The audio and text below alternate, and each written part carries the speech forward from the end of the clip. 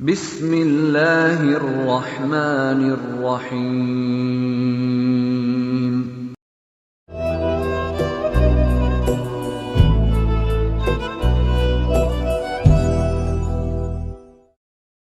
Hukum bermain alat musik, gitar, piano, Imam Hanafi, Imam Maliki. Sekali lagi saya katakan, saya tidak pernah berijtihad. Saya menjawab sesuai jawaban para ulama. Jadi kalau marah-marahnya jangan sama saya. Udah capek saya dimarah-marahi di internet. Apa hukum alat musik?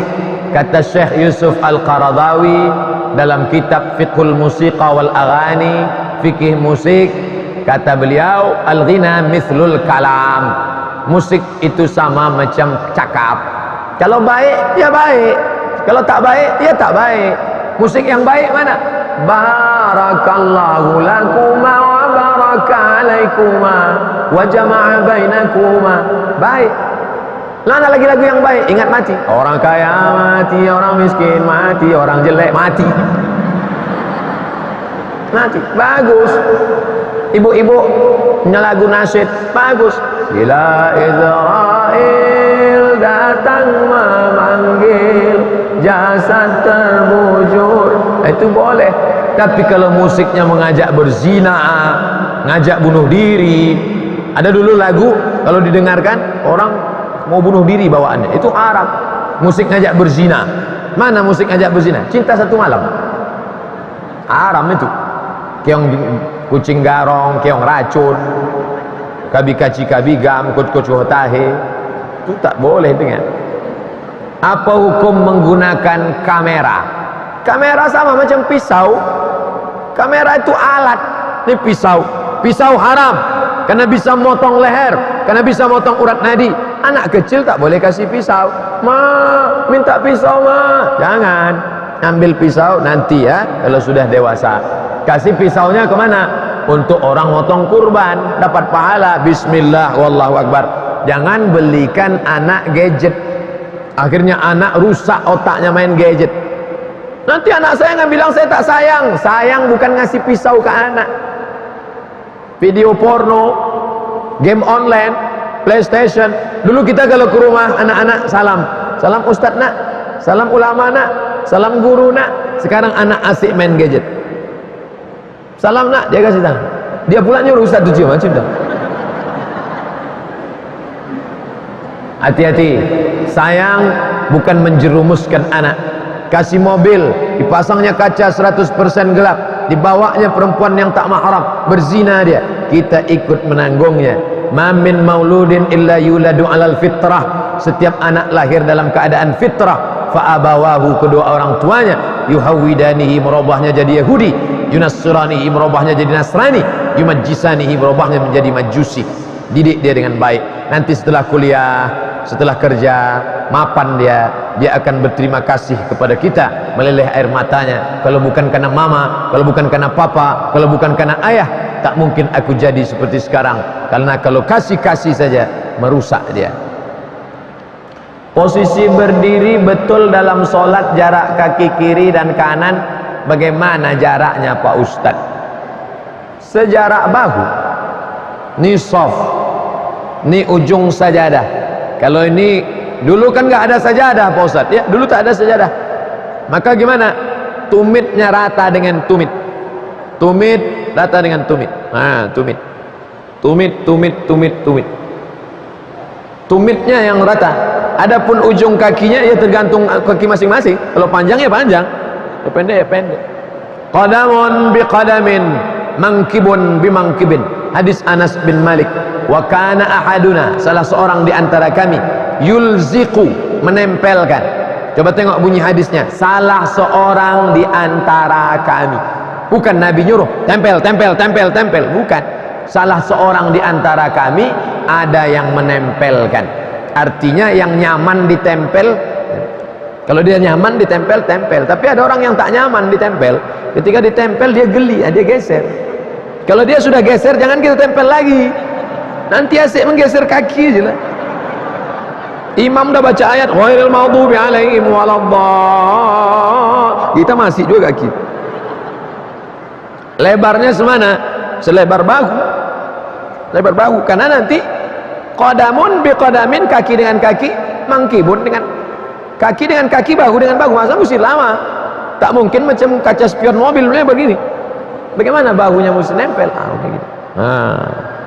Bahu seberapa tuh? Sejengkal setengah paling banyak. Sejengkal setengah paling banyak. Tegak. Imam melihat makmum, sawus sufuf, luruskan saf. Saya sholat di masjid yang berbeda di Riau. Salah satu masjid, apa kata imamnya? Luruskan saf, matikan HP. Pakai lagu. Suami senyum-senyum belakang. Ini yang belum pernah saya coba. Saya takut bukan makmumnya yang senyum, saya ketawa. Luruskan saf, matikan HP.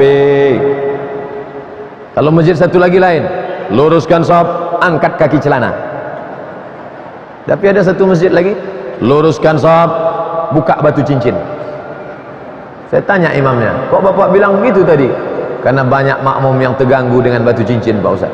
Assalamualaikum warahmatullahi. Oh, ustadznya nyindir yang pakai cincinnya. Enggak, saya pakai cincin. Nah, ini tentang masalah sop, luruskan. Tegak balik. Salat sunat pada saat datang di masjid pada salat subuh, waktu sudah sedikit lagi. Salat sunat yang mana yang kita laksanakan? Timernya ada. Tit tit tit, 2 menit, 2 menit, 2 menit, 2 menit. Salat mana yang dilaksanakan? Kalau yang dilaksanakan tahiyatul masjid tidak dapat qabliyah subuh. Tapi kalau yang dilaksanakan qabliyah subuh, otomatis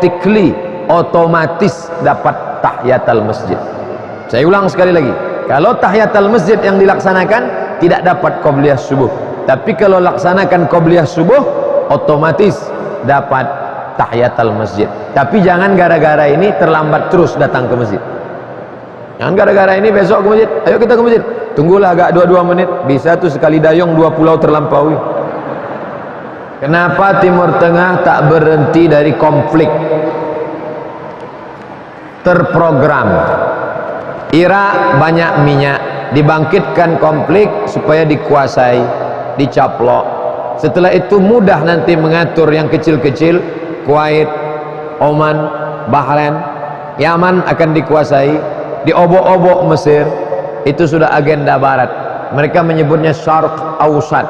Syarq timur, Ausat tengah. Maka kita jaga persatuan, halal bihalal, jangan sampai ada celah. Ketika ada celah, orang akan masuk ke dalam. Timur Tengah, pusat Islam.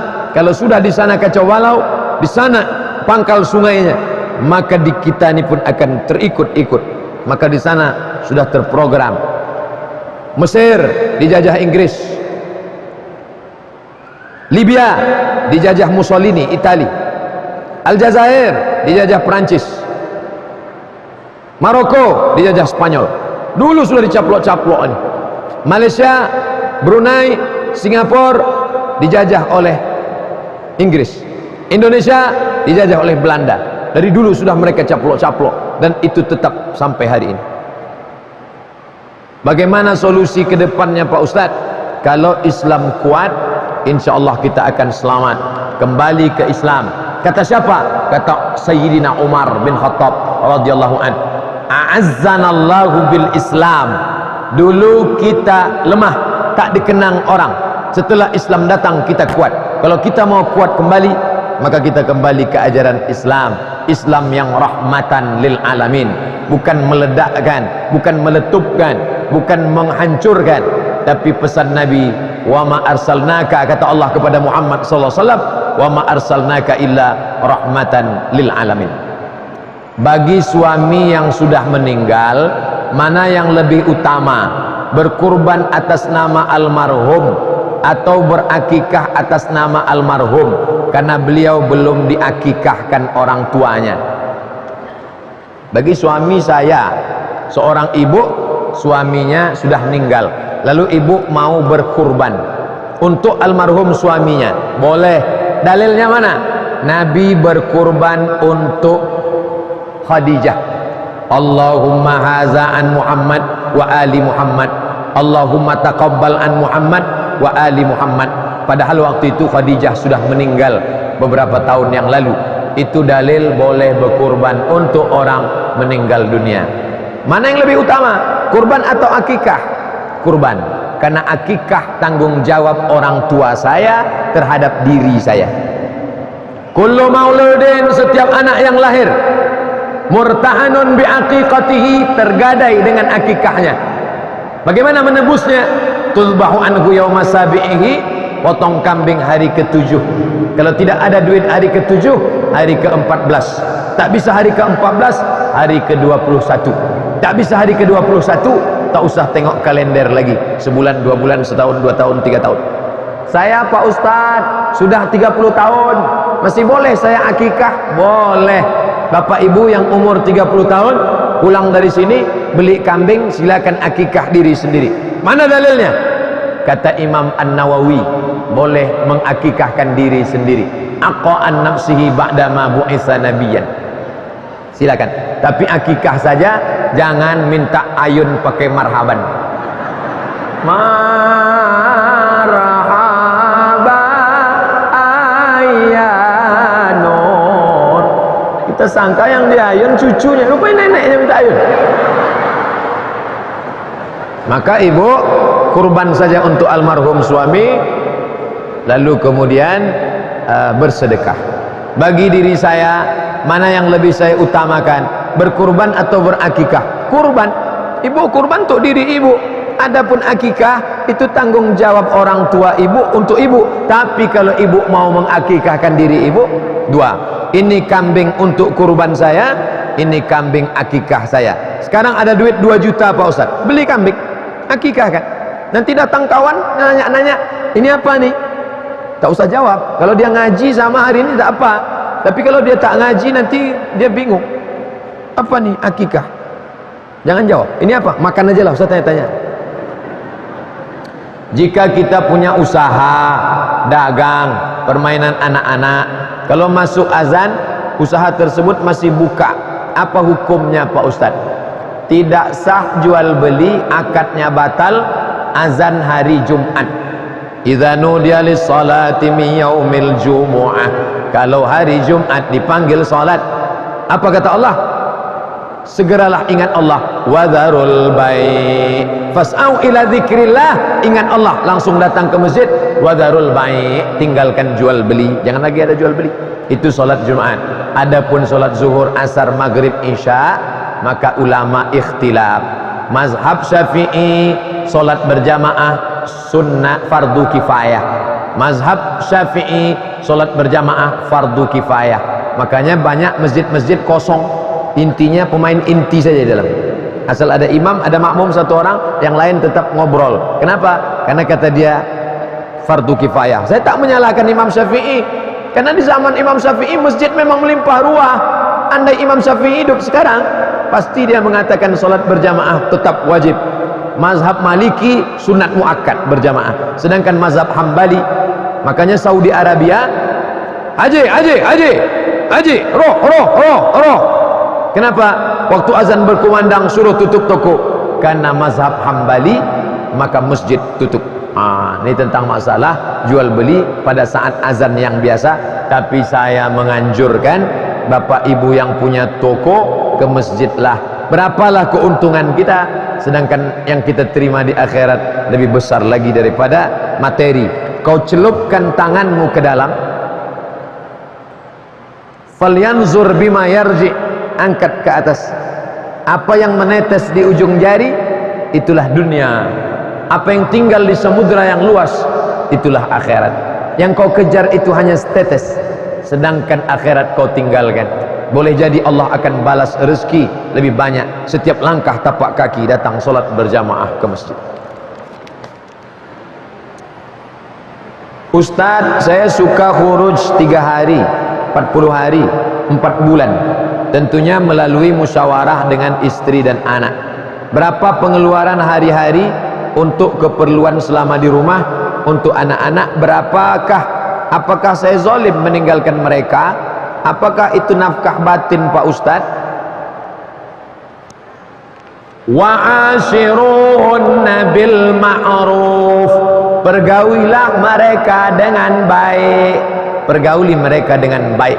Bil ma'ruf diambil dari kata urf.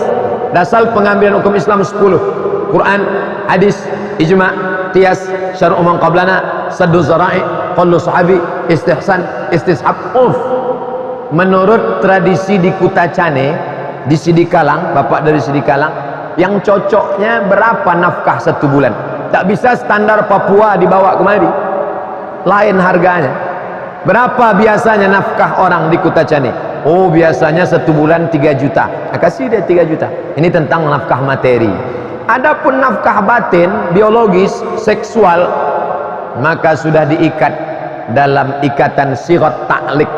Jika saya meninggalkan istri saya 3 bulan lamanya berturut-turut tanpa memberikan nafkah zahir dan batin, kemudian dia melapor, itu jangan lupa, dia mengadu ke hakim, maka jatuhlah talak 1 kepadanya. Itu mengikat laki-laki. Tapi kalau dia tidak senang, kalau istrinya ridho, suamimu pergi 4 bulan, 4 tahun pun nggak apa-apa Pak Ustaz, kata dia, dia ridho, dia ikhlas. Nafkah batin tidak menjamin rumah tangga akan adem ayem. Maaf, cakap ini tak layak saya sebut, tapi mesti saya sebutkan. Kalaulah nafkah batin akan melanggengkan rumah tangga, maka PSK lebih langgeng, karena dia nafkah batin terus. Maka yang menenangkan itu apa? Seorang istri melihat suaminya pulang, air wuduknya basah, melihat suaminya baca Quran, itulah yang menenangkan. Makanya doanya, Rabbana hablana min azwajina wa dzurriyyatina qurrata a'yun, yang sejuk dipandang mata. Adinda sehat, anak-anak kita sehat, sejuk dipandang mata. Coba suami pulang celananya sobek-sobek macam Valentino Rossi, sehat Adinda? Tentu panas biji mata kita menengok. Sewaktu ibu masih hidup, saya sering marah karena menurut saya ibu saya kurang bagus bicara sama orang. Ibu saya sudah meninggal. Gimana saya menghilangkan dosa saya? Ziarah ke makamnya. Adab ziarah makam yang pertama, Assalamualaikum ya ahlad diyar minal mu'minin wa inna insyaallah bikum lahiqun yarhamullahul mustaqdimina wal mustakhirin nas'alullah lana wa lakumul afiyah. Makanya salam ada 3. Salam yang pertama wajib dijawab, salam yang kedua tak boleh dijawab, salam yang ketiga kita tak ingin mendengar jawabannya. Salam yang pertama wajib dijawab, salam saya tadi, Assalamualaikum warahmatullahi wabarakatuh. Salam yang kedua tak boleh dijawab, salam imam waktu solat subuh tadi, Assalamualaikum warahmatullahi, tak boleh kita jawab, Waalaikumsalam Pak Imam. Salam yang ketiga kita tak ingin mendengar jawabannya, waktu ziarah kubur, Assalamualaikum ya ahlal kubur, Waalaikumsalam. Maka kita tetap ucapkan salam, Assalamualaikum ya ala diyar minal mu'minin wa inna insyaallah bikum lahiqun yarhamullahul mustaqdimina wal mustakhirin nas'alullah lana wa lakumul afiyah. Sendal ditenteng, sendal selop paling bagus tenteng, tapi kalau khawatir kotor, jorok, becek, boleh dipakai, tak apa-apa, afdal. Lalu kemudian jangan menginjak. Li ayyajlisa ahadukum ala jamratin, duduk di atas bara api neraka, fatuhriqu siyabahu, terbakar kulitmu, terbakar bajumu, khairun, lebih baik daripada duduk di atas kubur. Ini banyak orang ziarah kubur, 3 kesalahan: duduk di atas kubur, nginjak kubur, dan menjadikan kubur sebagai asbab. Robah. Setelah itu bacakan ayat. Begitu kata Imam Al-Qurtubi dalam kitab At-Tazkirah. Begitu kata Imam Ibnul Qayyim Al-Jauziyah, murid Ibnu Taimiyah, dalam kitab Ar-Ruh. Bacakan ayat Quran sampai Qul huwallahu 3 kali, Qul falaq sekali, Qul binas sekali, Al-Fatihah sekali. Sampai apa tidak nih Pak Ustaz? Sampai. Kata Nabi, kalau ada orang meninggal, kuburkan cepat-cepat. Pada bagian kepalanya bacakan Al-Fatihah, pada bagian kakinya baca ujung Al-Baqarah 3 ayat, lillahi ma fis samawati wa ma fil ard, hadis riwayat Tabrani. Yang kedua, pesan Abdullah bin Umar bin Khattab, anak Umar bin Khattab, nanti kalau aku mati bacakan pangkal Al-Baqarah dan ujung Al-Baqarah. Disebutkan Imam Nawawi dalam kitab Al-Adhkar, bacakan pangkal Al-Baqarah sampai 5 ayat, wa ulaika humul muflihun, bacakan ujung Al-Baqarah 3 ayat, lillahi mafis, hadiahkan. Allahumma ausil thawaba ma qara'tuhu, sampaikanlah pahala bacaanku kepada almarhumah emak. Allahumma ighfir laha warhamha wa'afiha wa'fu anha. Bagi yang sudah hafal, yang tak hafal pakai bahasa Indonesia. Selamatkan emakku dari azab kubur ya Allah, jauhkan dia dari azab neraka. Saya nggak bisa bahasa Arab Pak Ustaz. Berdoa pakai bahasa Arab 4 saja. A'udzubillahi minasyaitonir rajim. Bismillahirrahmanirrahim. Alhamdulillahi rabbil alamin. Wassalatu wassalamu ala asyrafil anbiya'i wal mursalin. A'udzubillah, bismillah, alhamdulillah, selawat. Sisanya pakai bahasa kita masing-masing. Allah Maha tahu. Ini banyak juga orang berdoa tak ada mau nyebut doa, diam ya. Doa itu jangan terlalu detail, jangan terlalu umum. Ini terlalu umum. Ya Allah, sebenarnya banyak yang mau ku mintakan padamu, tapi rasanya tak perlu ku sebut satu-satu karena ku yakin kau tahu yang ku mau. Ceritakanlah. Kalau kita bawa anak, oh ma, engkau mengandungku 9 bulan 10 hari, bersimbah darah engkau melahirkan aku. Berapa kali engkau tak jadi solat tarawih gara-gara aku menangis? Berapa kali kau tak jadi tahajud karena aku malam meraung meratap? Berapa kali kau tak jadi solat du'a karena aku kencing di kainmu? Berapa kali kau hampir makan menyuap nasi tak jadi karena aku? Berapa kali mata orang tajam menengokmu di masjid karena aku menangis? Orang menengokmu supaya aku dibawa keluar. Hari ini tak bisa ku balaskan, mak. Maknya yang masih hidup, umur 70, umur 80, jurus menghadapinya satu saja, diam. Menghadapi ibu, ayah yang umur 70, 80, diam. Beli selasiban, diam, duduk, dengar yang baik. Dia memang sudah tak bisa lagi diajak kompromi. Orang tua macam Quran buruk, dibaca tak terbaca, dibuang berdosa. 9 kata. Orang tua macam Quran buruk, dibaca tak terbaca, dibuang berdosa. Tunggu-tunggu saja hilang sendiri. Jangan sampai kita cakap kasar, sumpah serapah, marah-marah. Setelah dia meninggal barulah kita menyesal. Tak ada guna. Pikir dulu pendapatan, sesal kemudian tiada berguna. Gimana apabila saya menjamu teman saya yang beragama Kristen makan di rumah saya? Apakah piring dan gelas bekas makannya harus disamak? Tidak, karena dia bukan anjing dan babi. Tak perlu disamak. Ketika dia makan, karena kalau semua bekas gelas piring harus disamak, maka kita semua sudah berdosa. Karena setiap rumah makan itu pasti pernah disinggahi non-muslim dan mereka makan minum di situ. Bagi siapa yang mengatakan harus disamak, berarti mulai besok dia harus bawa piring sendiri, gelas sendiri dari rumah. Kredit yang diambil PNS dari bank dengan menggadaikan SK itu riba. Sekolahkan SK, pinjam 100 juta, bayar 110, riba. Uang dengan uang, riba. Ustadz Somad ngomong riba karena tidak PNS. Saya PNS, ada SK saya di rumah. Sejak lulus sampai sekarang tak pernah saya pakai untuk minjam. Ustadz banyak duit, tak ada duit. Lebih baik kita hidup bersahaja daripada nampak kaya karena riba. Jika riba, apakah PNS suruh menjual asetnya untuk melunasi kreditnya? Apa yang bisa dijual, jual. Tak ada lagi yang bisa dijual Pak Ustadz. Tinggal satu-satunya, harga diri. Jangan jual harga diri. Jangan. Lunasi semampunya. La yukallifullahu nafsan illa wus'aha. Habis itu maka jangan lagi pinjam. Hidup bersahaja. Dipeturutkan hawa nafsu tak pernah cukup. Lau kana libni adam wadiyan min zahab. Ini bukit, ada satu lembah. Seandainya satu lembah itu emas semua, tak akan pernah mengenyangkan perutmu. Walan tamla fahu illa turab. sampai mulutmu disumbat tanah. Yang sudah punya satu mau dua, kebun satu mau dua, tanah satu mau dua, sampai mulutmu disumbat tanah, mati mulutmu disumbat tanah, barulah kau kata enough, enough, cukup, cukup. Bolehkah suami saya menjadi imam solat saya di rumah?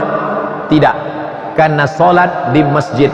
Laki-laki yang soleh solatnya di masjid, laki-laki yang solat di rumah laki-laki solehah. Maghrib, isya, subuh, zuhur, asar, solat di masjid. Kalau mau jadi imam di rumah, solat tahajud. Nanti malam solat tahajud, bapak ambil air, percikkan ke wajah istri, bangun. Itu kalau nikahnya udah 20 tahun. Tapi yang pengantin baru nikah, Ustadz Muzammil Hasbullah tadi pagi baru menikah, Masya Allah. Wake up my honey, wake up my darling. Dibentangnya lah sajadah, laki-laki di depan, istri di belakang, bukan di samping, di belakang. Majulah imam, Allahu Akbar, sampai salam tak berbunyi. Loh, abang kok tak berbunyi bang? Solat tahajud kan sama macam solat tarawih. Mohon maaf adinda, kau tak seberuntung istri Ustaz Hasbullah, Muzammil Hasbullah. Kebetulan kau dapat imam silent.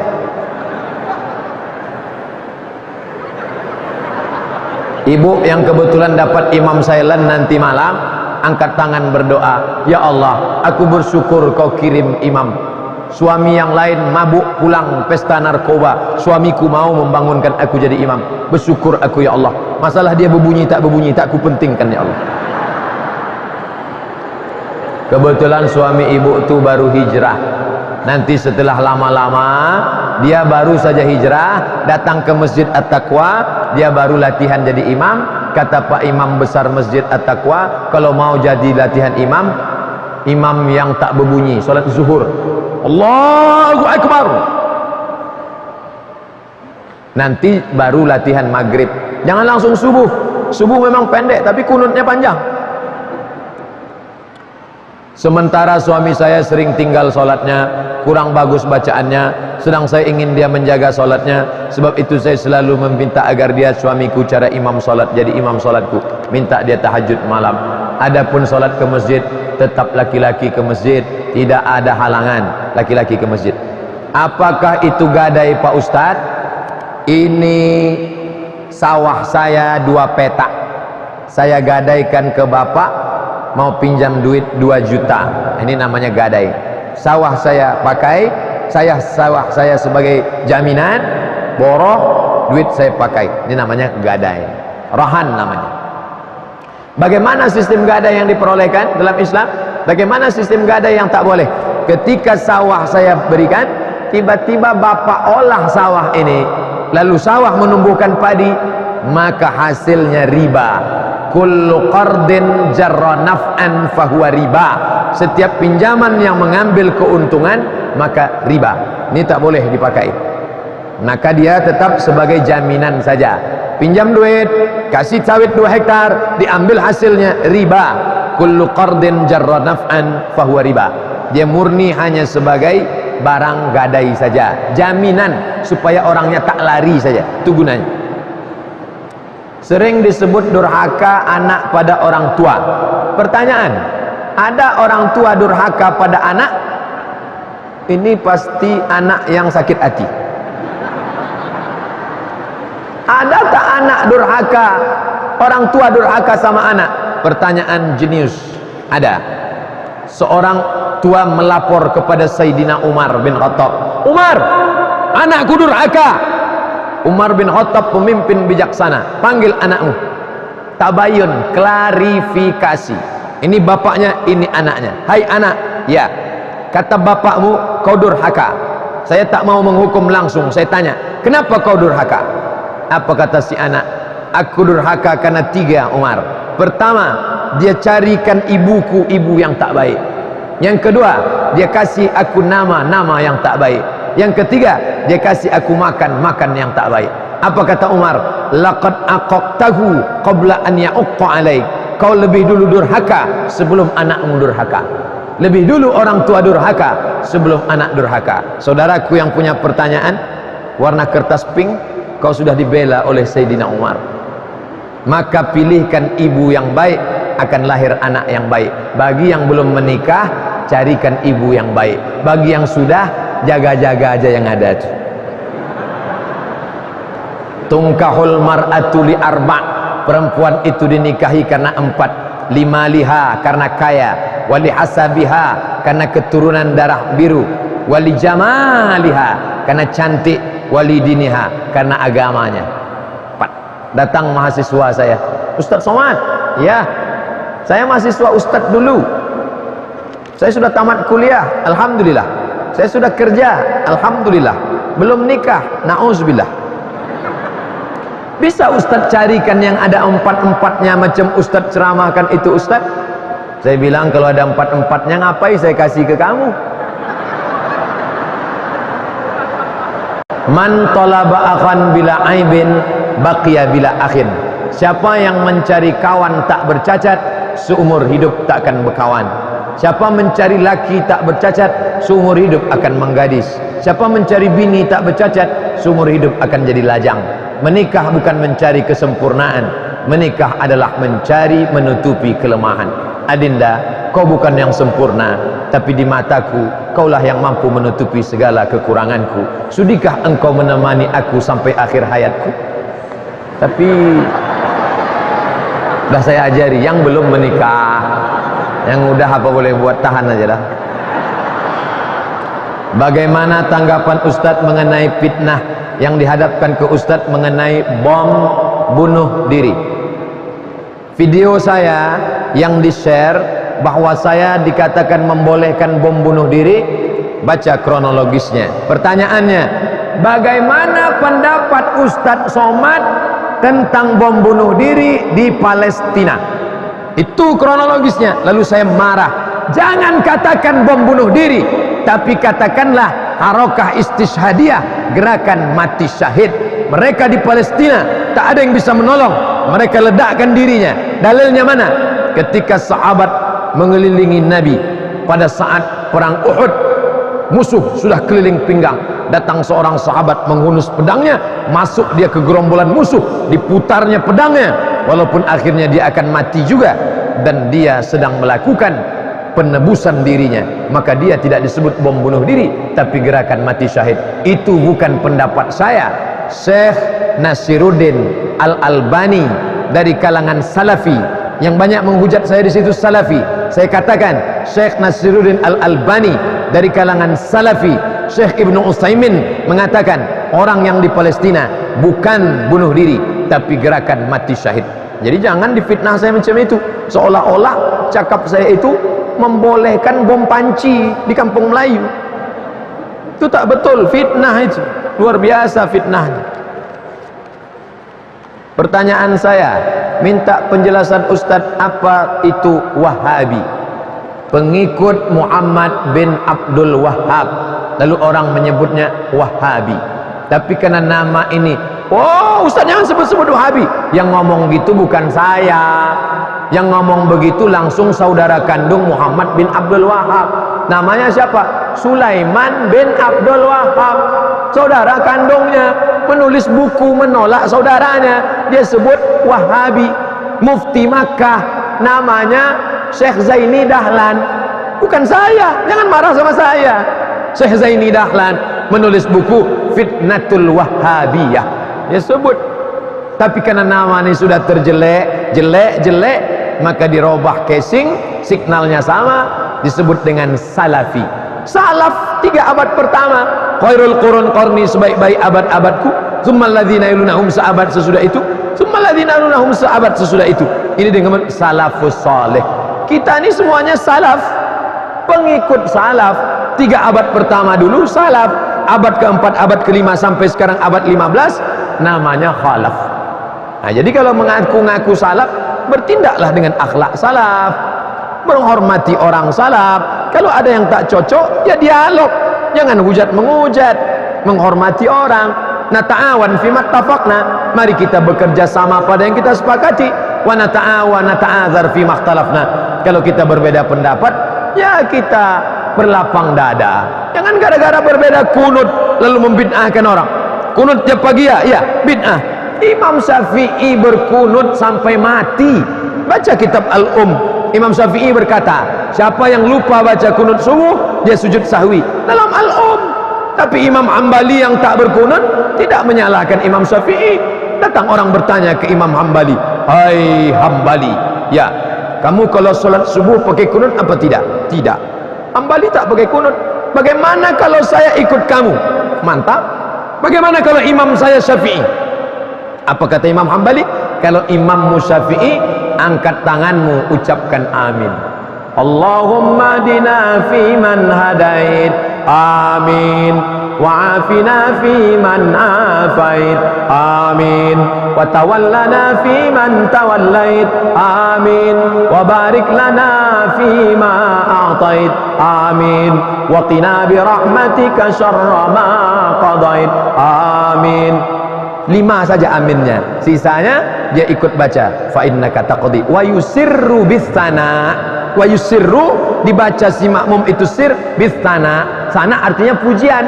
Kenapa yang 5 tadi diaminkan? Karena itu doa, sisanya pujian. Fa innaka taqdi wa la yuqda 'alaik wa innahu la yadhillu man walait wa la ya'izzu man 'adait tabarakta rabbana wa ta'ala falakal hamdu 'ala ma qadait nastaghfiruka wa natubu ilaik wa sallallahu ala sayyidina Muhammadin nabiyil ummi wa ala alihi wa sahbihi wa baraka wa sallam.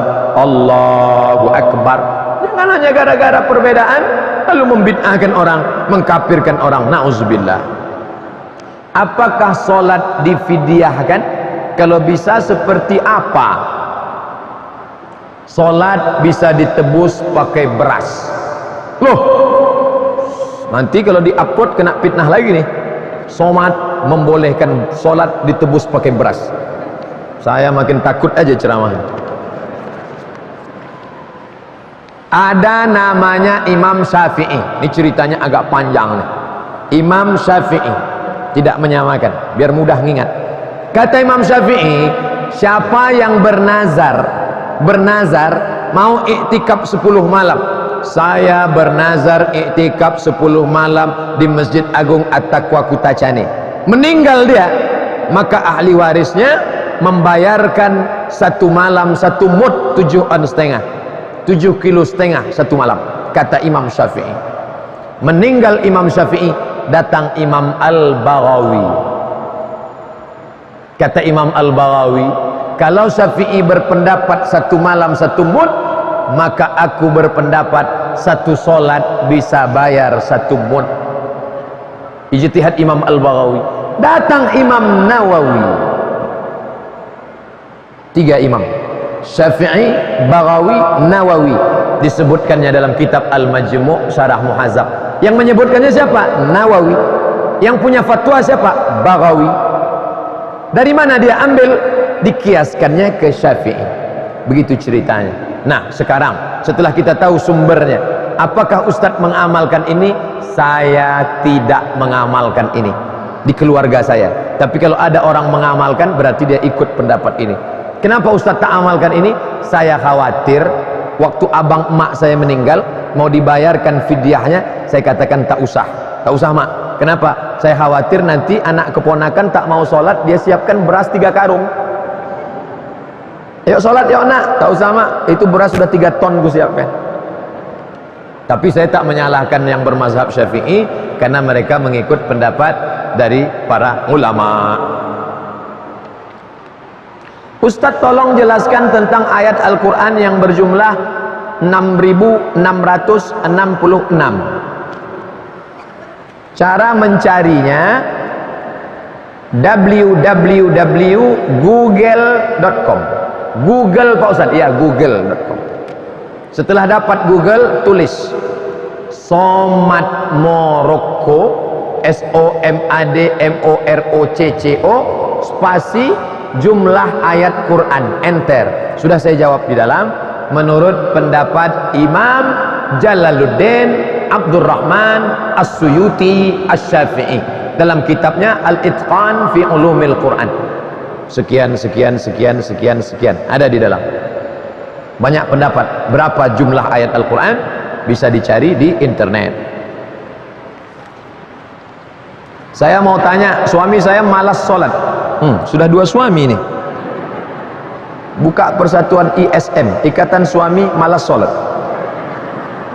Bersedekah dan tidak selalu dalam keadaan emosi dan marah-marah. Mohon Ustaz, apa yang bisa saya lakukan sebagai seorang istri? Saya tak berani menasihati suami. Saya takut dibilang istri durhaka. Cakap ibu tak masuk. Cari orang lain yang cakapnya masuk tapi lewat bisikan ibu. Siapa? Tokoh masyarakat ngomong. Suami itu punya ayah, punya datuk, punya abang, punya adik, punya paman, punya pakcik. Panggil untuk menasihati dia. Kalau sudah tak masuk lagi, apa boleh buat? Summum, bukmun, umyum, fahum. Tuli, bisu, buka, buta, peka. Nauzubillah. Ustaz, bagaimana dalam menentukan pilihan memilih jodoh lewat solat istikharah? Usolli sunnatal istikharah rak'ataini lillahi ta'ala, Allahu Akbar. Jernihkan pikiran, setelah itu nampak, dia aja yang nampak. Kamu udah istikharah? Udah Pak Ustaz. Siapa yang nampak? Tiga-tiganya datang Pak Ustaz. Belum putus lagi. Terus lagi. Buang gambarnya, buang cakap-cakap orang. Beri aku, Allahumma inni astakhiruka bi qudratika. Ya Allah, aku mohon pilihanmu dengan kuasamu. Jangan sampai aku salah ya Allah. Minta kepada Allah SWT. Allah akan kirimkan signal-signal dalam hati yang tulus. Jangan sekali, jangan 2 kali, banyak. Allah berjanji, walladzina jahadu fina. Siapa yang bermujahadah, lanahdiyannahum subulana. Kami akan tunjukkan jalan kami. Ustaz, bagaimana caranya supaya kita melaksanakan solat khusyuk?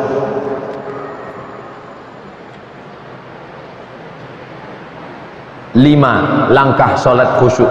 Pertama, ketika berwudu, batinnya saat air menyiram muka, keluar dosa dari kelopak biji mata. Saat air menyiram tangan, keluar dosa dari celah-celah jari tangan. Saat air menyapu kepala, keluar dosa dari lubang telinga.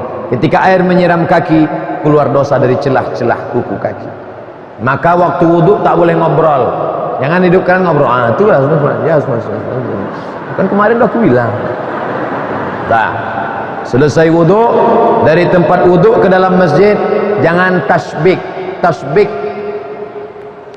Jangan tasbih. Tak boleh. Tasbih aja tak boleh, apalagi update status. Matikan HP. Stop tasbih. Tasbih. Datang kawan ngajak ngobrol. Gimana jadi kita? Subhanallah.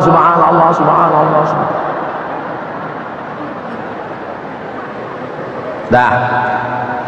Yang keempat, pahami bacaan solat. Saya tidak nyuruh ngapal arti, bukan ngapal arti. Bismillahirrahmanirrahim, dengan nama Allah yang Maha Pengasih lagi Maha Penyayang. Alhamdulillahirabbil alamin, segala puji bagi Allah. Bukan. Pahami saja mana. Inna salati wa nusuki wa mahyaya wa mamati lillahi ta'ala. 4. Connect antara hati dengan mulut. Ni hati, ni mulut, connect kan? At-tahiyatul connect.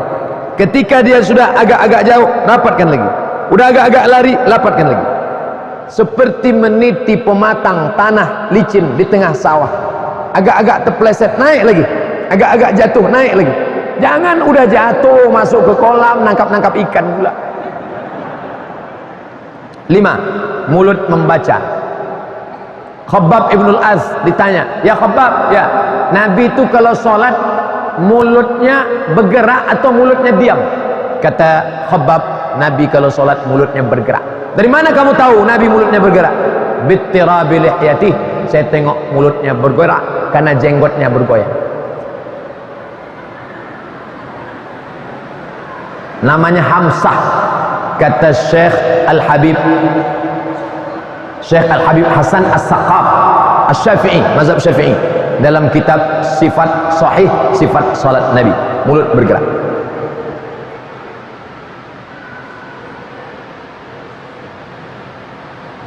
Bagaimana orang tua Rasulullah di akhirat nanti? Pesan Ustadz Adi Hidayat, jangan bertanya pertanyaan yang tak menambah iman, tak menambah ilmu, tak menambah amal. Orang tua Nabi di surga atau di tempat lain itu tak ada pengaruhnya. Tapi saya tetap jawab. Saya termasuk Ustadz yang menjawab. Ada namanya Ustadz Dr. Mustafa Umar. Saya jalan dengan beliau. Orangnya lembut, tak keras cakapnya macam saya. Tapi suatu hari dia marah. Jangan tanya-tanya, jangan tanya-tanya, jangan tanya. Saya tanya, dia nanya apa Pak Ustaz? Masa dia tanya Nabi Adam sama Hawa nikah Pak Kuanya siapa? Orang tua Nabi letaknya di mana? Orang tua Nabi masuk surga. Mana dalilnya? 5. Yang pertama, Nabi itu berasal dari tulang sumsum yang suci, tulang sulbi yang suci, suci. Tak mungkin dia berasal dari yang haram. Muhammad anak Abdullah, anak Abdul Muttalib, anak Hashim, anak Abdi Manaf, anak Qusay, anak Kilab, keturunan Lu'ay Fihir, keturunan Adnan, cucu-cucu Ismail, anak Ibrahim alaihissalam. Nabi yang ngomong, aku dari yang suci. Dari rahim yang suci. Itu satu. Yang kedua, bahwa Nabi mengatakan, inna abi wa abaka finnar, bapakku dan bapakmu masuk neraka. Yang dimaksudnya abi di situ bukan ayahku Abdullah, tapi yang dimaksud pamanku Abu Talib. Orang Arab biasa menyebut paman dengan abi. Begitu jawaban Mufti Syekh Ali Jum'ah dalam kitab Al-Bayan lima yushghilul adhan. 4. Nabi tak diizinkan berdoa di makam. Bukan berarti kafir, karena ada 2 kasus tidak kafir.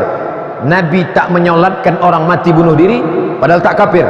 Nabi tidak ikut menyolatkan orang yang banyak utang, tidak kafir. Maka dalil mengatakan Nabi tak solat berarti kafir, batal dengan 2 ini.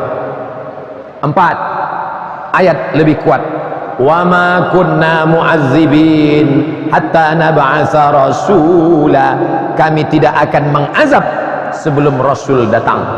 Nabi Isa ajarannya sudah rusak 325. Konstantinopel membuat sebuah konsili namanya konsili Nisea di Nisea, Turki sekarang, 325. Ajaran Muhammad SAW belum datang. Maka mereka ini disebut dengan Ahlul Fatrah. Allah menyelamatkan mereka, disebut dengan Ahlul Fatrah. Pendapat yang kelima, ada 3 orang di akhirat tidak akan masuk neraka. Mereka berdialog dengan Allah. Orang peka, orang idiot, orang yang belum datang Nabi. Peka, kenapa kau tidak sholat? Aku tak bisa belajar Islam. Kan ada ceramah memang ada, tapi telingaku peka. Yang kedua, orang idiot, kenapa engkau tidak melaksanakan Islam? Akalku tak sampai. Umurku 25 tahun, tapi otakku 5 tahun, tak naik-naik. Yang ketiga, kenapa kau tak beramal? Nabi belum datang. Nabi Isa sudah diangkat, Nabi Muhammad belum datang. Aku tak tahu Islam. Ahlul Fatrah. Itu pendapat yang kuat tentang ayah Nabi.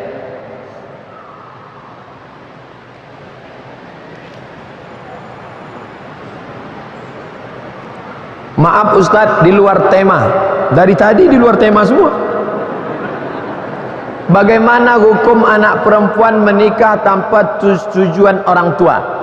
La nikaha, tidak sah nikah illa biwaliyin, kecuali dengan wali, wa syahidai adlin, dan 2 orang saksi yang adil. Tak sah nikah. Tapi sekarang banyak berkelahi anak dengan bapak. Maka Kompilasi Hukum Islam Indonesia mengeluarkan formulir di pengadilan agama, silakan anak-anak gadis yang bapaknya tak setuju diisi. Kalau bapaknya tak setuju karena matre, nanti berwali ke wali abad, dari kewalian ayah turun ke wali selanjutnya. Tapi kalau bapaknya tak setuju, kenapa kau tak setuju? Karena menantuku tak sholat, yang menang bapak, anaknya kalah. Nanti hakim yang akan melegalkan. Beralih dari wali jauh, wali dekat ke wali jauh, karena bapaknya matre. Sedang orang tuanya menyarankan kepada laki-laki yang lebih baik. Oh, ini bapaknya akan menang. Di pengadilan manapun bapaknya akan menang, anaknya kalah. Tentang ISIS Pak Ustadz, saya ditanya tentang ISIS. Saya bilang saya anggota ISIS, Ikatan Suami Sayang Istri.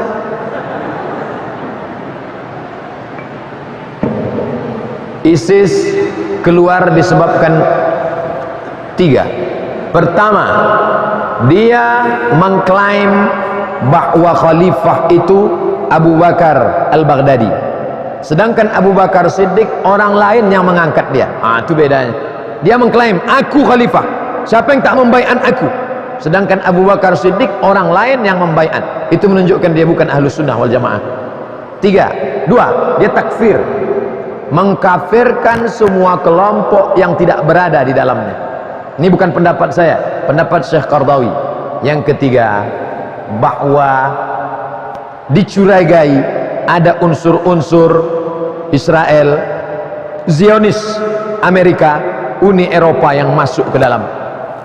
Husni Mubarak bisa tidak tumbang 32 tahun. Hafiz Al-Assad sampai sekarang, sampai anaknya Bashar Al-Assad bisa tidak tumbang. Kenapa Saddam Hussein tumbang? Kenapa ISIS yang bukan negara tak tumbang-tumbang? Berarti ada sesuatu di baliknya. Dan berapa kali pula persenjataan itu jatuh pas di tempat ISIS, seolah-olah memberikan peluang. Cara menyiksanya persis seperti cara penyiksaan Guantanamo. Itu menunjukkan mereka pernah dilatih di Guantanamo. Wallahu a'lam bishawab. Bagaimana menurut Ustaz tentang jamaah tabligh? Jamaah tabligh datang dari India. Di India tidak bisa tabligh akbar begini. Kalau tabligh akbar begini di India langsung dibubarkan oleh Sanjay Dutt, Amitabh Bachchan, Shah Rukh Khan. Tak bisa, karena Hindu banyak. Maka cara ceramah di India, datanglah Maulana Ilyas, ahli hadis. Maulana Ilyas datang mengajarkan muridnya, kamu jangan ceramah, datang aja ke rumah-rumah, ketuk pintu. Assalamualaikum, waalaikumsalam, buka pintu. Kya hal hai? Tike, aj koda tahe. Kya hal hai artinya apa kabar? Tike artinya baik. Apa kabar?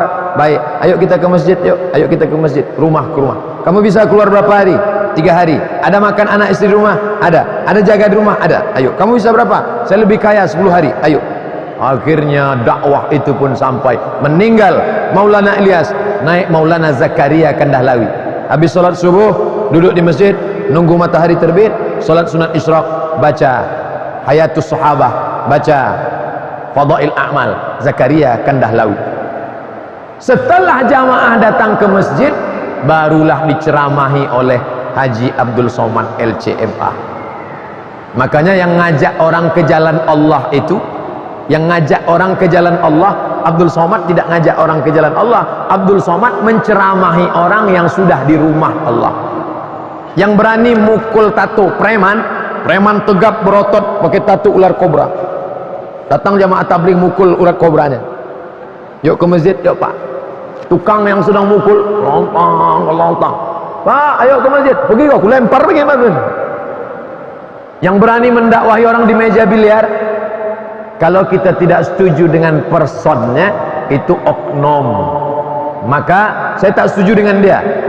Jangan generalisir, pukul rata semuanya. Nah, ini menyikapi jamaah tabligh. Pendiri-pendirinya itu ada yang salah dengan akidahnya Pak Ustaz? Tidak. Mazhab fikihnya Hanafi, karena India itu Hanafi. Sedangkan akidahnya Maturidi. Masih belum keluar dari Ahlus Sunnah wal Jamaah. Definisi Ahlus Sunnah wal Jamaah 3. Dalam masalah akidah, Asy'ari, Maturidi. Dalam masalah fikih, Hanafi, Maliki, Syafi'i, Hambali. Dalam masalah tasawuf, Junaid Al-Baghdadi dan Abu Hamid Al-Ghazali. Belum keluar dari Ahlus Sunnah wal Jamaah. Apa ada dalil mengatakan setelah salam, sebelum yang membalikkan tangan kanan dan sebelah kiri membalikkan tangan kiri? Ada tak dalilnya Pak Ustaz? Assalamualaikum warahmatullahi. Assalamualaikum warahmatullahi. Saya kalau ada 4 pendapat saya sebut 4. Kalau ada 3 saya sebut 3. Masalah mengangkat ada 4 pendapat. 3 ditekuk, 1 turun ke bawah. Syafi'i diangkat pada lafaz Allah. At-tahiyatul mubarakatus salawatut thayyibatulillah. Assalamualaikum ayuhan nabi wa rahmatullahi wabarakatuh. Assalamualaikum wa ala ibadillah salihin. Asyhadu an la ilaha illallah. Itu Syafi'i, sekali angkat. Kalau Hanafi angkat sekali turun sekali. Asyhadu an la ilaha illallah. Hanafi. Kalau Hambali angkat setiap lafaz Allah. At-tahiyatul barakatuh salawatu thayyibatulillah. Assalamualaikum ayuhan nabi wa rahmatullah. Assalamualaikum wa ala ibadillah. Asyhadu an la ilaha illallah. Kalau Maliki dari awal sampai akhir bergerak. At-tahiyatul barakatuh salawatu thayyibatulillah. Assalamualaikum. 4 pendapat. Mengenai letak tangan 6 pendapat. Pertama, mazhab Hanafi dan Hambali di bawah pusat. Allahu Akbar. Maliki versi 1 di atas pusat. Allahu Akbar. Maliki versi 2 lepas ke bawah. Allahu Akbar. Syafi'i versi 1 di antara pusat dan dada. Allahu Akbar. Syafi'i versi 2 di atas jantung. Allahu Akbar. Syekh Albani dalam sifat solat Nabi pas di atas dada. Allahu Akbar. 6. Tapi jangan gara-gara ini nanti dicoba 6-6-nya. Jangan nanti pas solat Jumat kena lapar. Allahu Akbar.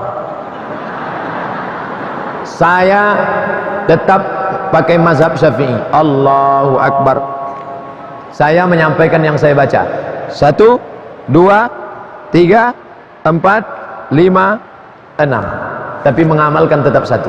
Adapun meletak tangan sampai saat ini saya belum jumpa dalilnya lagi yang buka tangan. Maka saya sampai ini tutup tangan. Assalamualaikum warahmatullahi. Assalamualaikum warahmatullahi. Kertas terakhir. Kalau apakah janda bisa menikahkan dirinya sendiri tanpa ada laki? Mazhab Hanafi. Wal aimu ahaqqu bi nafsiha. Mereka lebih hak terhadap dirinya. Dalilnya dari hadis. Dalilnya dari Quran.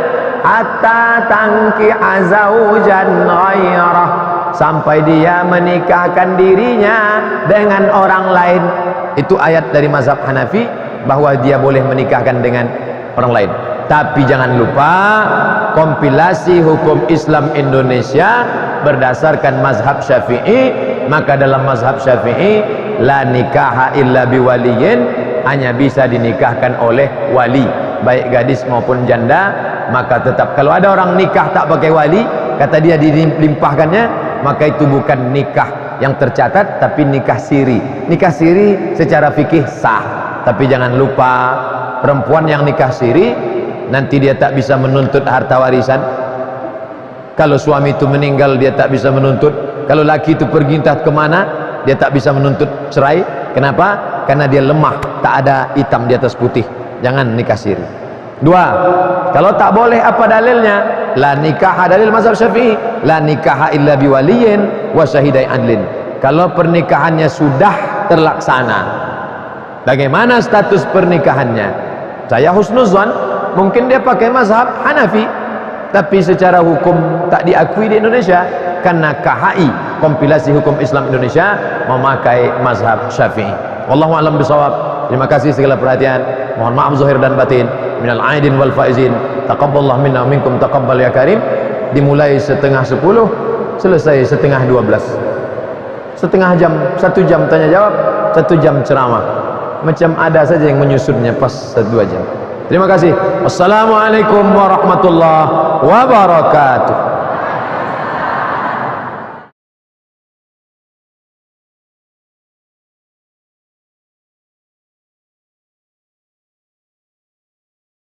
بشرى لنا للمنى زال العنا وفرحنا بشرى لنا للمنى زال العنا وفرحنا زال العنا وفرحنا بشرى لنا نلنا المنى زال العنا وفرحنا بشرى لنا نلنا المنى زال العنا